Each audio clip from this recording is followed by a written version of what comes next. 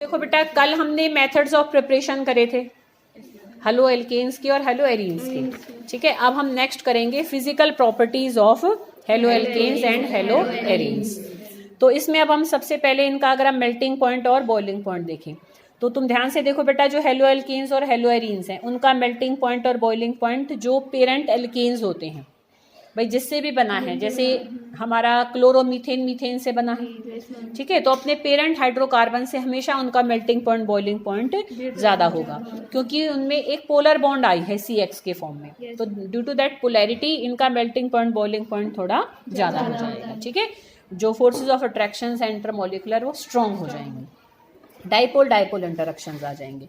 Next देखो बेटा, इसी में ही अगर हम मेल्टिंग पॉइंट बॉइलिंग पॉइंट के अंदर अंदर छोटे छोटे पॉइंट्स देखें तो अगर हम सेकंड देखें तो सेम एल्काइल ग्रुप अगर हमारे पास है, जैसे अगर मिथाइल ही हो, एक क्लोराइड का, एक ब्रोमाइड का, एक आयोडाइड का, एक फ्लोराइड का, तो जैसे जैसे हम फ्लोरीन से आयोडीन पर चलेंगे मेल्टिंग पॉइंट बॉइलिंग पॉइंट बढ़ेगा, क्योंकि साइज बढ़ेगा तो वेंडरवाल फोर्सेस की स्ट्रेंथ बढ़ेगी। ठीक है, तो इसलिए फ्लोरीन से लेकर आयोडीन तक मेल्टिंग पॉइंट बॉइलिंग पॉइंट बढ़ता चला जाता है। अगर हम हलोजन सेम रखें तो जो हमारा R जैसे जैसे बड़ा होता जाएगा, मिथाइल से ज़्यादा इथाइल वालों का होगा, इथाइल से ज़्यादा प्रोपाइल का, ब्यूटाइल का, पेंटाइल का, इस तरीके से। अगर हम आइसोमर्स में देखें, आइसोमर्स के ऊपर बेटा क्वेश्चंस भी खूब आ जाते हैं। तो अभी तुम्हें मैंने कल ही समझाया था कि मान लो एक हमारा हो primary alcohol, primary hello alkene, एक हो सेकेंडरी और एक हो tertiary, having same number of carbon atoms. इसको ब्यूटाइल से समझ सकते हो, एक हो एन ब्यूटाइल, एक हो आइसोब्यूटाइल और एक हो हमारा टर्शरी ब्यूटाइल। तो ये तीनों ही तुम्हें ऐसे ब्यूटाइल वाले कराए थे। देखो इसमें मैंने एग्जाम्पल इसलिए ब्यूटाइल का ही दिया है, ये पेपर में आया भी हुआ है। ठीक है, तो देखो जो एन ब्यूटाइल वाला है वो प्राइमरी है, फिर हमारा सेकेंडरी है और फिर हमारा टर्शरी है। तो हमेशा प्राइमरी वालों का मेल्टिंग पॉइंट बॉइलिंग पॉइंट सबसे ज्यादा होता है, फिर सेकेंडरी का और फिर टर्शरी का। किस लिए? क्योंकि प्राइमरी में देखो स्ट्रक्चर ज्यादा फैला हुआ है, जब ब्रांचिंग होती है ना तो स्ट्रक्चर अपने आप में ही समाता जाता है, कंडेंस होता जाता है, वो एक स्फेरिकल शेप लेता चला जाता है। ठीक है, तो स्ट्रक्चर जितना छोटा होगा कम जगह घेरेगा, कम जगह घेरेगा तो उसकी जो इंटरमोलिकुलर फोर्सेस ऑफ अट्रैक्शन है कम जगह से कम एक तरीके से वो पोजीशंस देगा अट्रैक्ट होने के लिए। समझ रहे हो, जो फैला हुआ है जगह जगह से अट्रैक्शन देगा। समझ रहे हो बेटा, तो जैसे जैसे सरफेस एरिया हमारा कम होता जाएगा, ब्रांचिंग जैसे जैसे होगी सरफेस एरिया रिड्यूस होता जाएगा, सरफेस एरिया कम होने से इंटरमोलिकुलर फोर्सेस ऑफ अट्रैक्शंस भी वीक हो जाएंगी। तो प्राइमरी का हमेशा सबसे ज्यादा होता है, फिर सेकेंडरी का और फिर टर्शरी का। क्लियर बेटा? ठीक है, ऐसे अगर हम डाई हेलोजन डेरिवेटिव्स को देखें हेलो एरीन्स के, जैसे एक ऑर्थो वाला ले लें, मेटा वाला और एक पैरा वाला, ठीक है, तो उनका अगर हम बेसिकली बॉइलिंग पॉइंट देखें तो वो तीनों के बराबर होते हैं, पर जब मेल्टिंग पॉइंट की बात आती है ना तब हमारा लैटिस में कैसे अरेंज है उस पर डिपेंड करता है। ठीक है, तो तुम देख सकते हो पैरा ज्यादा सिमेट्रिकल है तो पैरा पैरा आपस में क्लोजली फिट हो जाएंगे, ऑर्थो और मेटा वाले आपस में फिट नहीं हो सकते हैं, पर पैरा वाला क्लोजली फिट हो जाएगा। तो इसलिए पैरा वाले का मेल्टिंग पॉइंट हमेशा अपने ऑर्थो और पैरा आइसोमर से ज्यादा होता है। ठीक है बेटा, क्लियर? नेक्स्ट डेंसिटी देखो, तो डेंसिटी भी अगर हम देखें तो जो हमारे फ्लोराइड्स और क्लोराइड्स होते हैं वो तो लाइटर होते हैं एज कम्पेयर टू वाटर, पर जो हमारे ब्रोमाइड और आयोडाइड होते हैं वो वाटर से थोड़े हेवी होते हैं, है ना, साइज बढ़ जाएगा क्योंकि।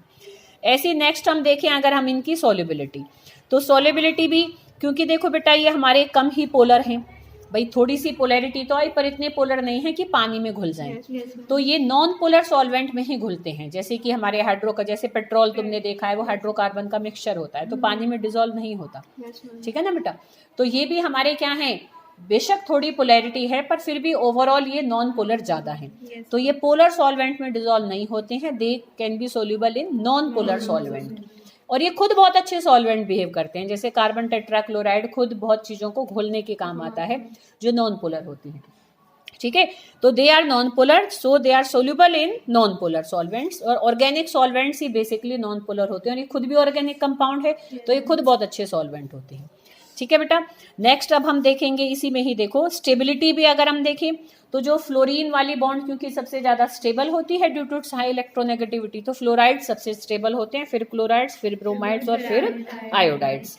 ठीक है, तो जो आयोडाइड्स होते हैं इवन वो टूट और जाते हैं, जैसे थोड़ी सी लाइट पड़ती है ना तो वो डिकम्पोज हो जाते हैं और अपना रेस्पेक्टिव एक एल्कीन बनाकर और आयोडीन को बाहर निकाल देते हैं।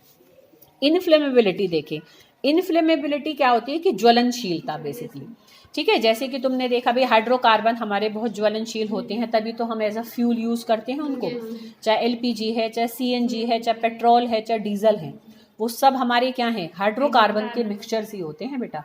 और क्योंकि वो बहुत जल्दी आग पकड़ लेते हैं इसलिए हम उनको इस्तेमाल करते हैं, ताकि हमें तो आग चाहिए जहाँ, तो ऐसा ही सब्सटेंस यूज करेंगे जो जल्दी आग पकड़े, ठीक है। तो ये भी हमारे कैसे होते हैं, ज्वलनशील होते हैं, पर as compare to parent hydrocarbon कम ज्वलनशील होते हैं, क्योंकि उनके कंपेरेटिवली थोड़े पोलर बने हैं, पर होते हैं ये भी।